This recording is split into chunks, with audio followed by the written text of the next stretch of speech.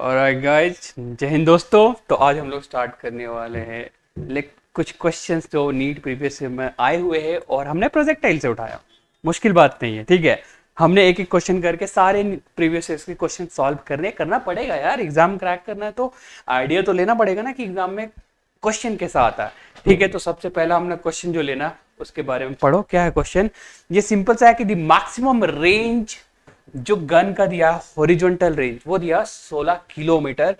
तो बोल रहा है कि G10 है तो मजल का वेलोसिटी कितना होगा। तो मेरे को एक बात बताओ, आपको रेंज का फॉर्मूला पता है, आपको मैक्सिमम रेंज का भी पता है, जब थीटा 45 होता है तब होता है, राइट। तो मैक्सिमम रेंज का फॉर्मूला क्या होता है बच्चों?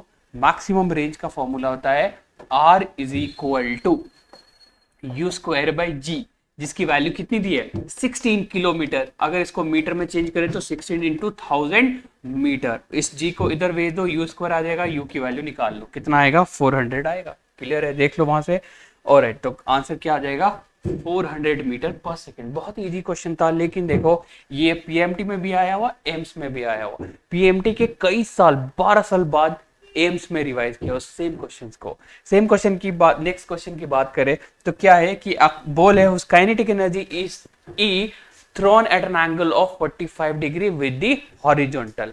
एक ऐसा प्रोजेक्टाइल है जिसका काइनेटिक एनर्जी कितना है ई है और उसको हॉरिजॉन्टली 45 डिग्री पे फेंका गया है। तो बोल रहा है it's kinetic energy at the highest point would कितना होगा हाईएस्ट पॉइंट पे। तो मेरे को इतना तो क्लियर है ना कि जो सबसे बॉटम मोस्ट पॉइंट है जहां से हमने प्रोजेक्टाइल को प्रोजेक्ट किया, उस पॉइंट पे u थीटा मान लेते हैं, मास m से फेंका तो e की वैल्यू कितना है हाफ m u स्क्वायर। जब वो मैक्सिमम हाइट पे जाएगा तो इसके पास क्या बचेगा u cos 45, क्योंकि वो एंगल 45 दिया हुआ है तो u बाई रूट 2 हो जाएगा। तो यहाँ पे काइनेटिक एनर्जी में निकालूंगा मैक्सिमम हाइट पे तो आएगा half m u by root 2 का square which is coming e by 2। Clear है? तो ये दिया हुआ हमारा सेकंड क्वेश्चन का answer directly e by 2। Moving for the third question. और नेक्स्ट क्वेश्चन क्या दिया हुआ है बच्चे कि अ body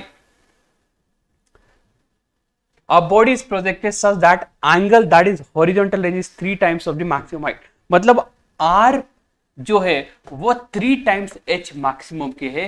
तो आपको बताना है कि द एंगल ऑफ प्रोजेक्शन कितना होगा। बहुत सिंपल क्वेश्चन। अगेन अगर आप सिंपल सा फॉर्मूला आपको बस पता है ना कि रेंज का क्या फॉर्मूला आता है, h मैक्स का क्या फॉर्मूला आता है, तो आप डायरेक्ट आंसर निकाल सकते हो। मुश्किल है ही नहीं यार, फुद्दू क्वेश्चन है। तो r इज इक्वल टू दिया हुआ है 3 times of h maximum. r का formula 2 into u square into sine theta into cos theta by g is equal to 3 times u square sine square theta by 2g। काटो ए जी ओ जी, लो जी सुनो जी, हाँ जी तू भी जा। तो ये बचा 2, 2 इधर से आया 2, ये 3 नीचे आया 3, यहाँ पे क्या बचा साइन थीटा और ये साइन कॉस नीचे गया तो कॉस थीटा। ये हो जाएगा tan theta. tan theta is equal to 4/3 कब होता है? जब थीटा कितना हो 53 डिग्री होता है ना यार। 3/5 3/4 होता है 37। तो 4/5 कितना होगा बोलो 53, 4/3 सॉरी। और moving on for next question, question number 4। क्या बोल रहा है कि a projectile can have the same range R for 2 angle of projection. तो अपने को पता है ऐसा पॉसिबल कब है? जब एक थीटा हो और दूसरा 90 माइनस थीटा हो। कह रहा if T1 and T2 be the time of flight in 2 cases. Okay, जब थीटा हो तो टाइम ऑफ फ्लाइट T1, जब थीटा 90 माइनस थीटा हो तो टाइम ऑफ फ्लाइट T2। तो यहाँ पे कुछ रिलेशन डेवलप किया हुआ उन्होंने और पूछा हुआ है कि कौन सा पॉसिबिलिटी है। हम कर देंगे यार, कुछ भी हो। तो ऐसा नहीं कि जब T1 है तो टाइम ऑफ फ्लाइट होगा 2u साइन थीटा बाई जी, और जब T2 है तो 2u साइन 90 माइनस थीटा जो हो जाएगा कॉस थीटा बाई जी।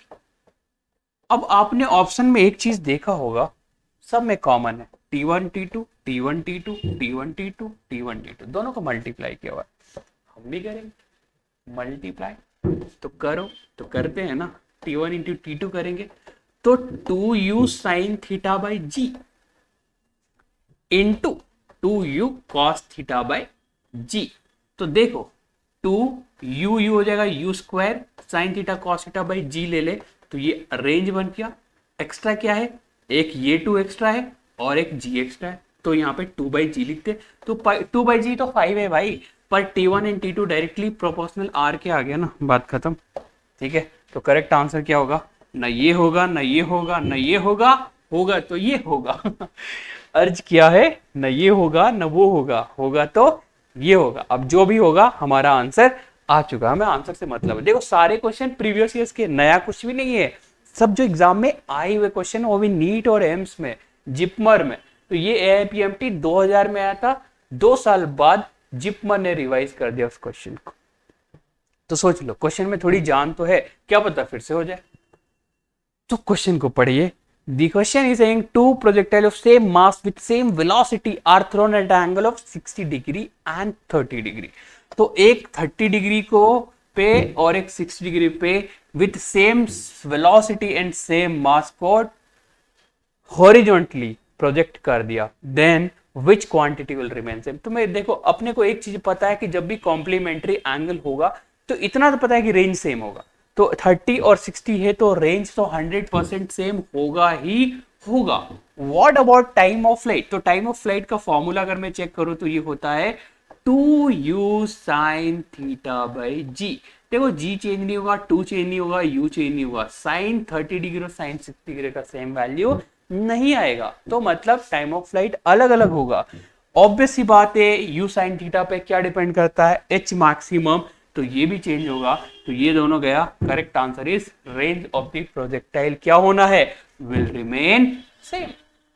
मुश्किल नहीं था, बहुत बेसिक है, लेकिन 2 बड़े बड़े एग्जाम में आए हुए, right. Moving forward for the question number 6 guys. Question number 6 क्या बोल रहा है, देख लो। ये भी आपने प्रोजेक्टाइल जब भी पढ़ा होगा तो ये क्वेश्चन तो डेफिनेटली कराया होगा, हर एक बैच में कराया जाता है। क्या? at the uppermost point of the projectile, its velocity and acceleration के बीच में जो एंगल है वो कितना होगा? देखो ऐसे हम लोग फेंकते हैं तो बोला जाता है कि जी हमेशा वर्टिकली डाउनवर्ड लगता है, तो मैक्सिमम हाइट पे भी जी डाउनवर्ड लग रहा होगा। और किसके बीच में बोल रहा है? वेलोसिटी। तो मैक्सिमम हाइट पे वेलोसिटी बिल्कुल हॉरिजॉन्टल हो जाता है, u cos थीटा, है ना। अब देखो, ये वर्टिकली डाउनवर्ड, ये हॉरिजॉन्टल, एंगल कितना बना? 90 डिग्री। अरे यार क्लियर क्वेश्चन यार, हर एक बैच में कराया जाता है, लेकिन एम्स 2002 में आया हुआ था, तो 90 degree is the answer. Moving forward for the question number 7। 7 क्या है बच्चे? देख लो। अब ये क्वेश्चन अगेन आई से कि ये कोई ऐसा बैच नहीं है जिसमें ये क्वेश्चन नहीं कराया जाता, हर एक बैच में। इवन बुक में भी एग्जांपल यही दिया रहता है कि for an angles of projection of projectile at angle 45 minus theta and 45 plus theta, the horizontal range describe by the projectile in the ratio of. आपके दिमाग में डायरेक्ट आ जाना चाहिए। देखो जब भी ऐसा सिचुएशन आए ना, दोनों एंगल को जोड़ के देखो, अगर 90 डिग्री आ रहा है तो रेंज सेम होगा, बात खत्म। जोड़ो, 45 minus theta, 45 plus theta, minus theta plus theta cancel, 45 45 90, सोचना नहीं है, मारो 1:1 complementary. Okay, moving forward for the question number 8, and this is the last question of this class, of this session. Okay, क्या है? 1 मिनट। हाँ, बोल रहा है a particle starting from origin, ठीक है, moves in a straight line, X Y में घूम रहा है वो, it's coordinates of later time √3, 3 हो गया, तो path of the particle making angle with the X axis बोल रहा है। कुछ देर तक चला, किसमें चला? ये x है, ये y है, तो ऐसे स्ट्रेट लाइन में गया। कुछ देर बाद उसका कोऑर्डिनेट ओरिजिन से उठ के कितना हो गया? √3, 3। तो ये एंगल पूछ रहा, तो ये √3 क्या है? ये √3 सिंपल सा x एक्सिस का वैल्यू है √3, ये 3 क्या है? y का वैल्यू है √3। अगर मैं tan थीटा की बात करूं तो tan थीटा क्या होता है बच्चे? ये होता है परपेंडिकुलर अपॉन बेस। तो यहाँ पे परपेंडिकुलर क्लियरली कितना दिख रहा है? 3। बेस कितना दिख रहा है? √3। तो हम लिख देंगे 3/√3। तो tan थीटा कितना आया? √3। तो tan थीटा √3 मतलब थीटा 60 डिग्री, राइट। तो यहाँ पे आंसर क्या आ गया? 60 डिग्री। देखो बच्चे, एआईपीएमटी 2007 में डेफिनेटली क्वेश्चन बहुत बड़ा नहीं है, ग्राउंड से रिलेटेड है, लेकिन ग्राउंड से जुड़ा हो, ऑब्वियसली प्रोजेक्टाइल ग्राउंड से ही जुड़ा हो।